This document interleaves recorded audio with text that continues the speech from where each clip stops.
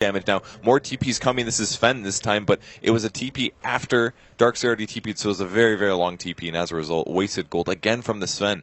Yeah, he ends up canceling it, and we'll just walk to the top lane. Still no boots. Bootless here. Yeah, this is a bit rocky for the Sven. He is very low on the CS chart, actually behind that of the Lina, so maybe it will become a support Sven at this point as Fly is here, racking up farm, already has Arcane Boots. That's actually really amazing. And if he gets a fast level 6, it could be similar to what we saw the previous game, where he goes on a rampage, continues to get solo kills versus cores, and ends up having a huge impact. Yeah. Z-Freak level 3 on the Spirit Breaker, 1-1-1 opener. Doing what he can, has 1-0-0 in terms of KDA. All things considered, having a decent time. Mm-hmm. I think he's pretty happy with that as a whole. Moonmeander might get caught again. They're swinging on from the backside. There's the Rocket Barrage doing a lot of damage, but not quite enough. Yep, surge enough to get him out. He's actually taking so much this game, just in the bot lane. He's going to have to walk back to the well. Oof. Those damage tank stat, I would like to know that one. He is just damage taken. The damage. Looks like mid lane is just an even farm fest here. Both Puck and Shadow Fiend very comparable on that CS chart. Whoa, Fly! He gets the snipe onto Bone 7. Very nice. How does Lina do this, man? How does Fly keep doing this? It's amazing. I don't have a good answer for you. He's got the skills. That's all I can say. Maybe he was just jungling by himself, and he's like, oh, hey, there's a hero here, and then he gets the kill. Yeah. Well, we caught the tail end of that one. Big Daddy poking around the mid lane here. It is 5.5 minutes, so sniping the courier, much easier said than done, though, hoping the complexity will be just sloppy with it. They will not, however. Flying it over the tree line, being very cautious with their donkey. So Suno Melon's having a much better game than the previous one, which means that his farm could actually be ridiculously insane by the 10-minute mark, as we usually expect to see from Shadow Fiend. So, and versus a Puck, there is kill possibility there, but again, their gank is a bit weak. Look at this control with the courier here, though, just leaving it over the tree line. I mean, I think he's saving it for the bottle crow either way. Z-Freak may be in trouble, gets initiated on by Fada, throws the orb for the rune, makes Suno Melons make a hard decision, and he ends up getting the rune stolen from him. Oh, yeah, regen picked up by Swindle. Got it? What? I thought for sure Puck would have grabbed that. I guess he was a little early. Yeah. All right, well, good stuff for Swindle. Gets a regen in the bottle, almost level 7. Take a look at net worth, and he is number 1 by just a couple hundred gold over the Puck. The off lane for Complexity is now going quite well. Fly, cutting the creep wave, pulling into the easy camp. He's found his level 6, and now him and Ziz will start to pressure this Tier 1 tower. Ziz finally picking up his boots, which is really what he needed there to be more survivable. Those first couple lanes, well, Fly in trouble, took a lot of damage from the small camp here, and he's going to have to ulti this before he dies, I think, but No Tail doesn't have boots yet, whereas Fly does. I can't believe he has that advantage. There's the nuke. They can't see him. He's invis here. I'm guessing they don't have detection. No detection. Is there some on Z-Freak, though? That is the question. There's not. And he'll even cancel the charge before he gets there. He is quite stuck. Well, that's unfortunate. We'll be able to charge out here in just a couple seconds, but less than ideal. So luckily for Fly there, doesn't end up feeding his killing spree. He's going to have some gold given when he does end up dying eventually. Mm-hmm. Shadow Fiend still farming very nicely, now starting to work the jungle. He's got a double stack here at the hard camp. Nothing at this hard camp here, but still utilizing the advantage of Shadow Fiend on the Radiant side. You can poke in and out of the lane. Moon still struggling here in the safe lane. Only level 5. I guess it could be worse. He's getting set up on a little bit here. Rubik's trying to wrap around. Puts the ward down. They probably spotted him through the trees. Yeah, there's the ping. Yeah. Man, they are so good about spotting out ganks. They really are. Moon playing much more conservative now, like you mentioned before. They do not know No Tail is sitting up there. Kind of good positioning. Ooh, he actually breaks the clarity potion. Nicely done there. He attacked while he was going invis, so he doesn't actually waste his invis. But if he was slightly wrong about that timing, he would be 100% dead. Yeah. Tower ends up going down. Last hit does go to Sven. Some recovery gold there. Radiant will use their glyph, but they won't be able to mount a defense. Nether Blast taking this tower down very quickly, and they will give the last hit to Envy on his gyrocopter. Envy having a much better time this game than he did last match as well. Oh, yeah. Number 2 on net worth and farming up to his heart's content. Yeah, we're going to see him be a huge threat this game for sure. If he does get the early start that he's used to, I know for a fact that he's going to play well. But sometimes you get behind and you get tilted and you think that the only thing you can do is try to do greedy farming. And I've heard Envy say that, well, just do some greedy farming where you know you're going to die. Gank on Moon here. Moon, smart idea to run across the other way. He'll try to juke him out. Call down will fall just a little bit short. As will the orb of or illusory orb, but yeah, telekinesis catches him. Nowhere to go. He had some stick charges, won't even try to burn those. They'll instead use this time to pressure the Tier 1 tower mid, double damage up on Swindle, making this a pretty easy tower siege. Even Ziz on his way over. He's popped the War Cry now. God Strength coming up in about 10 seconds. They will secure that tower. So good exchange here for Complexity. They end up trading 2 for 1 in terms of Tier 1 towers. I think they're pretty happy about that because they completely opened up their opponent's jungles. And while C9 is doing pretty well on the Gyrocopter, that's really their only carry potential. So if they know where he's probably farming, or at least they guarantee that they have control over his jungle, then it becomes a bit easier to get those kills. Yeah, Misery getting dove here. Laguna Blade to the face. Not enough to finish him off. Fly gets taken out as he's the victim of a Dream Coil. A little over-aggression there from Complexity, and they get punished. Yeah, rare mistake from him. He really thought that Rubik was going to die to that, and he didn't. So Killing Spree goes to Puck instead, and that's going to get Puck a very fast Blink Dagger. Yeah, that's a good point. One of the worst heroes on from Complexity's perspective to end that spree. Now Fata only about 400 gold off the Blink, and that's when he can start to erupt on this Puck and start to take control of the game and create some momentum for his team. He's already 1-0-1. So even though he's been farming a lot, still has had an impact in these few skirmishes. And they have very dynamic ganks. This game, unlike last, they can gank with Puck, they can gank with Bounty, Rubik, and Pugna, all very good. Even Gyro, all 5 of their heroes can form combinations to gank, so it's going to be a lot harder for Complexity to anticipate and predict where those are coming from. Yep. We got a charge here from the Spirit Breaker. Looks like he'll be going on to Big Daddy.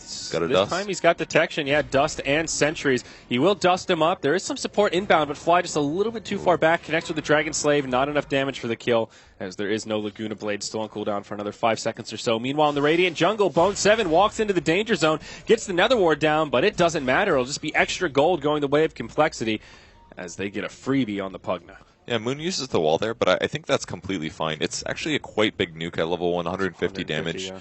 And it's a spell that only costs 125 mana. The cooldown's really big, but he doesn't even have vacuum levels yet, so it just helps guarantee those kills. It's a great spell to cast in the early game in any gank situation like that, where it's kind of close. Yeah. And Swindle Melon's going for a very similar build compared to last go-around. Aquila power treads to get things started. Now right into the mech so they can start grouping up, continue sieging, and do what Complexity does best aside from sieging towers, take team fights in the mid-game. So Ziz is a bit underfarmed compared to where he was in the previous game, just sitting on treads with the wand here.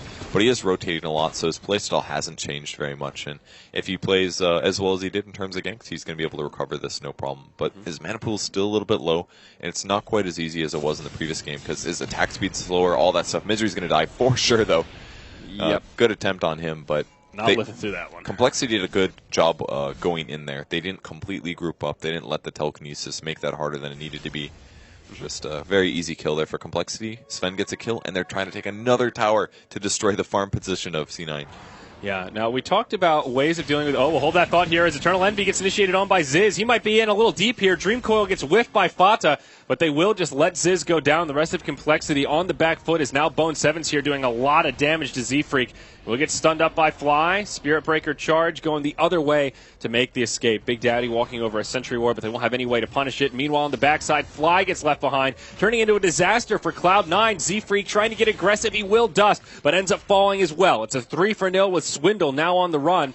Moonmeander nowhere to be found, just split pushing in the bottom lane as Swindle will eat his stick charges and live. Oof. So the game is just a lot harder for Complexity than the previous one, and they're not executing their team fights nearly as well. I feel like they needed a ward on the high ground there to really know what was going on, but they're actually getting contested at their towers, and maybe C9 did need to do that more in the previous game, because now they're actually getting kills out of it, and they're punishing mistakes that Complexity is making. It also felt like just a miscommunication with Ziz going in so deep up here, and the rest of his team kind of isolated on this side of the plateau. They couldn't really commit as a unit. Now down in the bottom lane, Moonmeander initiated on by the stolen Charge of Darkness from Misery. He will be okay for now. Again, those stick charges coming in handy, and he will just surge back to safety. Yeah, he's got a cloak too, and Puck didn't have his ulti, so... Yeah. I mean, the fight wasn't even that amazing for C9. The Puck ended up... I think that's why he went forward on the gyro, because he was anticipating getting Dream Coiled, and the Puck Dream Coil ended up completely missing. But once he positioned himself towards the tower, his best chance there was really just right-clicking Envy and trying to go for that kill. And he was kind of close, but really doesn't have enough damage here. They're going to find Eternal Envy, though, need the Stormhammer. There's the first one, and the stun follow-up, and that is a dead hero. Yep. Shadow Fiend shifts over, but I don't think he was going to get that kill regardless, so... Okay. Oh. My Valve phone is ringing. Sorry, Valve. In a game right now. We're busy. All right. So, yeah, nice little gank there for Complexity deep in the enemy jungle, pressuring MB, who, although farming much better than last game, still isn't really balling out of control. He's going for this exact same build with the HOD to farm the jungle, stack Ancients with that neutral creep, and we're still seeing Swindle with very impressive farm. Number 1 on net worth by a nice little margin. We'll just glance at the graphs, and, well, it tells a pretty good story about how close this game is, though Complexity has been consistently sitting in the lead. Fata and Swindle will have a skirmish over the rune, and again, Swindle secures it. Fata in kind of an awkward position, but he will live. Meanwhile, on the other side, Z-Freak left behind in the jungle and just obliterated compliments of that decrep. That was some synergy right there. That's a hero that's normally quite tanky, but his HP is actually not that high right now due to being support. He doesn't have any treads yet. He's pretty much just squishy to magic damage, so it's good synergy against him. I like it. Even just 1 point in that decrep, the Shuriken Toss and Fade Bolt, that is a huge amount of burst damage. All right. In terms of farm levels between the carries, Sven is not caught up to Gyro at all, I feel. But the Shadow Fiend is far ahead of all of them. So I feel like Shadow Fiend is still going to be a big issue for Gyro, especially if he's able to get his Scotty before Gyro gets his B-Fly in the late game. Obviously, that's a couple items away, but we saw it last game. It made the Gyro completely useless if SF did get that Scotty picked up. So that's really the timing that I think is going to be more imperative here, because Sven needs some items to be useful, but it's really just Mask of Madness and a BKB before he starts four-shotting some heroes. So maybe not quite four-shotting, but as long as Sven gets a couple, I think he's still going to be relevant here. Well, he's got the Mask of Madness completed now. It's on the way via the Courier. Still a ways off the BKB, but his farm is in that middle ground. Not amazing, but still very recoverable if they can take a decent team fight or two. Still haven't really seen Complexity play around this mech from Swindle Melons, though. And when a Shadow Fiend picks up a mech this early on, it's definitely not for farming. That's a sign you want to group up and team fight. And, well, as I say that, they group up as 4 here in the top lane. Moon will stay down bottom and try to defend this incoming push from Bone 7 and Eternal Envy. This could end up being good for Complexity if they can get a free Tier 2 tower out of this, and could possibly even come back to defend if C9 commit for this bottom tower. The Wall of Replica already deployed preemptively here. I don't know if they can even win this fight, honestly, because they've already used the ultimate of Sven. They're lacking that damage pretty massively, and now they need to back up. Their Observer is up. They're going to spot out the Bounty Hunter. Can Fly get a solo kill? No. They're going to get tracked, so this is tough. Most of Complexity is moving towards the top tower, but they're a lot more hesitant than they were in the last game. They don't have as much wiggle room by having the Wisp there. Anyone that gets initiated on is much more likely to die. They don't have as much movement speed to use as positioning, so this game is much harder for them to take an advantage over C9. Yeah, definitely. Both teams will kind of be stalemated there at the Tier 2 towers. Aside from that... Oh, I'm sorry, it was Fata. I thought he was going to set up top. My bad. Okay. Yeah, before that last fight, it seemed like they were doing such a good job keeping this Bounty Hunter at bay, where Big Daddy's been leeching experience here and there, but only 1-1 and 2. That's still a pretty low KDA for a Bounty Hunter at 16 minutes. It is, but it's been 3 of the 9 kills. It's a semi-kill participation.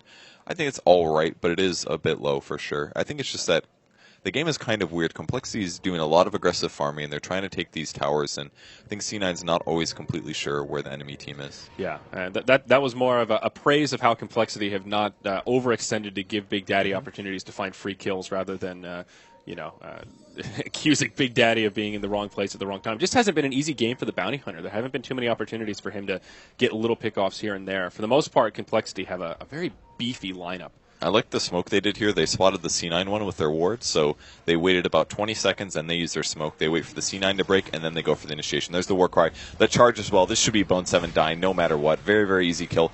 And this could lead to them taking a tower. 42 seconds left for Pugna. He's very high leveled because he's a fast farmer, so this is the advantage that Complexity wanted. They immediately send Swindle Melons back to the mid lane to continue farming, and they're just distributing their time